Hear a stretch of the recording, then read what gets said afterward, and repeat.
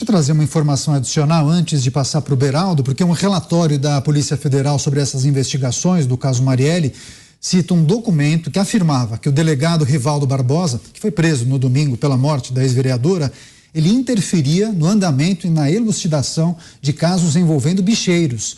O documento aponta que pagamentos para obstruir investigações poderiam chegar a R$300 mil por caso, além de um valor mensal que era paga para o grupo. Segundo as investigações, a intenção da obstrução desses casos era proteger os contraventores e também os seus crimes. Você, Cristiano Beraldo, para quem não sabe, o Beraldo passou parte da sua juventude no Rio de Janeiro, conhece algumas características ali do estado, da capital fluminense. O crime organizado lá no Rio de Janeiro está em várias áreas, né, Beraldo? É preciso também destacar essa ligação com o poder, com algumas áreas em especial. A polícia, sobretudo, acho que esse caso em especial acaba trazendo para a gente refletir a conexão com alguns policiais, maus policiais, a grande maioria, a esmagadora maioria do Rio de Janeiro é formada por excelentes profissionais. Agora, Beraldo, o que é preciso trazer com essa informação da atuação do delegado? O problema, Caniato, é que você tem na polícia do Rio de Janeiro, assim como outras polícias, um salário horrível, condições de trabalho bem abaixo do que deveria ser. Quando se envolve em algum tipo de ação onde tem um ferido, tem um morto, o policial tem que bancar a sua defesa. O que resta ao policial? Fazer bico. Essa é a realidade. O policial tem que fazer bico.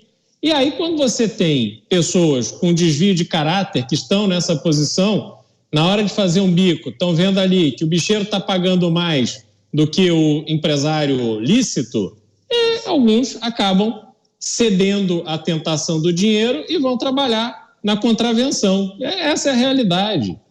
O que falta no Rio de Janeiro em relação à polícia é investimento. É você conseguir dar para a corporação, tanto a Polícia Militar quanto a Polícia Civil, condições dignas, trabalhos remunerados de forma decente para que o policial consiga viver do seu ofício. E isso é muito bom, mas no Brasil é raríssimo, né? Então, o que eu queria dizer em relação ao comentário do Zé Maria, Zé, é que você, circulando pelo Rio de Janeiro, é só você ir lá na época de eleição para constatar, porque isso é falado de forma aberta, a relação que existe com algumas figuras da política com o crime, áreas da cidade que só um determinado candidato vai lá fazer campanha. Por quê? Que são áreas comandadas pelo crime e que só abrem as portas para aquele candidato que interessa ao crime. Isso existe. E aí você vê prefeito que é eleito, depois abre as portas, indica para a secretaria, faz nomeação de indicar de pessoas, de parentes e tal, desses contraventores. É uma coisa que está assim, muito evidente. Não precisa fazer uma grande investigação. Só você, no Rio de Janeiro, pegar ali as indicações da prefeitura, por exemplo, as nomeações que passaram ali e tal, não sei o que, você vai pegar vários casos questionáveis. E aí tem que questionar, saber por que aquelas pessoas foram nomeadas. Então, isso é o exercício que pode se fazer agora. Em relação a tal solução do caso, eu sempre fico reticente e acho que nesse aspecto a federalização não ajudou coisa nenhuma, porque tudo que aconteceu foi com base na delação de um marginal. De repente, o marginal é a fonte mais confiável do mundo para dizer, não, foi ele com aquele e tal, e aí ele entrega lá um bolo pronto, porque a investigação em si, ela não foi capaz de atestar quem são os envolvidos, por que fizeram, quem mandou, quem bloqueou a investigação, que certamente não foi só esse delegado. E aí agora, de repente, não, pronto, já cumprimos o nosso papel, esse caso está encerrado. Para mim, isso é muito pouco, muitíssimo pouco, sobretudo para um caso tão emblemático e absurdo como esse assassinato que aconteceu de uma vereadora em exercício do seu mandato. Pois é, e deve ser essa a linha de defesa dos suspeitos, certamente, mas foram 2 delações, Elcio Queiroz e também Rony Lessa, principalmente Rony Lessa. Zé Maria, quer fazer um complemento em cima do que disse o Beraldo?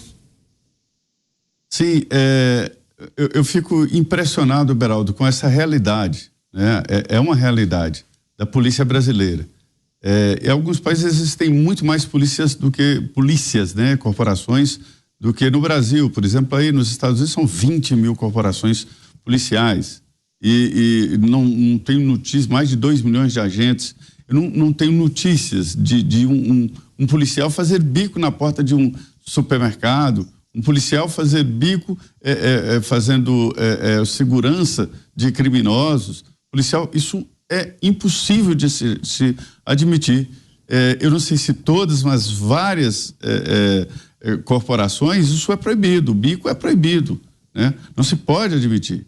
Mas, veja bem, o policial é jogado nessa realidade porque os salários são baixos demais e também a falta de garantia, né? Então, existem policiais bandidos, eu não estou falando da mesma coisa. Existem policiais bandidos, como existem advogados, como existem jornalistas e assim por diante. Mas a própria corporação não gosta, expulsa, isola policiais que desonram a corporação. Nesse caso aí do Rio de Janeiro, é mais evidente, mas todos os estados têm lá os seus policiais fazendo bico. Isso é ridículo e perigoso. Quer dizer, você leva o policial a ficar ali em contato com o crime, que é muito mais sedutor economicamente. A economia do crime é uma situação onde há uma demonstração clara de lucro com o crime. E o poder econômico dessas facções é muito alto. Então, é um problemão essa história de policial fazer bico, mesmo sendo proibido, e todos fazem vista grossa, porque o policial não pode viver sem os bicos. O Mota está fazendo uma série de anotações aqui. Mota, alguma contribuição? A polícia do Rio de Janeiro está mais suscetível a participar de eventuais esquemas com o crime organizado? Isso já foi comprovado ou não? Eu acho isso extremamente injusto. Eu acho que um julgamento como esse é uma coisa muito grave. A gente precisa lembrar que, diferente de nós, da maioria de nós, a polícia trabalha na fronteira com o crime. Então aqui você tem um mundo, de um lado você tem o mundo do cidadão de bem, o nosso mundo, cada um cuidando da sua vida, da sua família. Do outro lado você tem o mal, são pessoas organizadas para matar, para roubar, para violentar. E no meio tem uma divisória, essa divisória se chama polícia. A polícia fica na fronteira.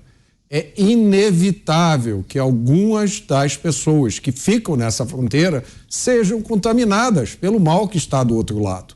É inevitável, isso acontece no mundo inteiro. Há inúmeros casos famosos. Eu lembro de um que virou filme, o Sérpico, contava a história de um policial de Nova York, nos anos 70. Ele descobriu um esquema de corrupção, denunciou, ele foi vítima de uma emboscada armada por seus colegas. Ele foi baleado, depois ele se recuperou, foi testemunhar no Congresso dos Estados Unidos sobre a corrupção na polícia de Nova York. Depois, nos anos 90, Rudolph Giuliani foi eleito prefeito, implantou a política de tolerância zero. Ele começou fazendo uma limpeza na polícia, porque a polícia de Nova York tinha de novo se contaminado. Isso é inevitável, meus amigos. O combate à corrupção é como cortar as unhas. Você tem que fazer periodicamente, porque é inevitável que algumas pessoas se contaminem. Agora, eu quero lembrar só uma coisa. No Rio de Janeiro não é ilegal fazer bico. Isso é permitido, não tem nada de ilegal nisso. O policial faz porque ele precisa complementar a sua renda, né? Como muitos de nós precisam. Uma coisa é você fazer um trabalho extra no seu tempo livre. Trabalhar como segurança, trabalhar dando orientações. Outra coisa é você se associar ao crime. São duas coisas completamente diferentes que a gente não pode botar no mesmo saco.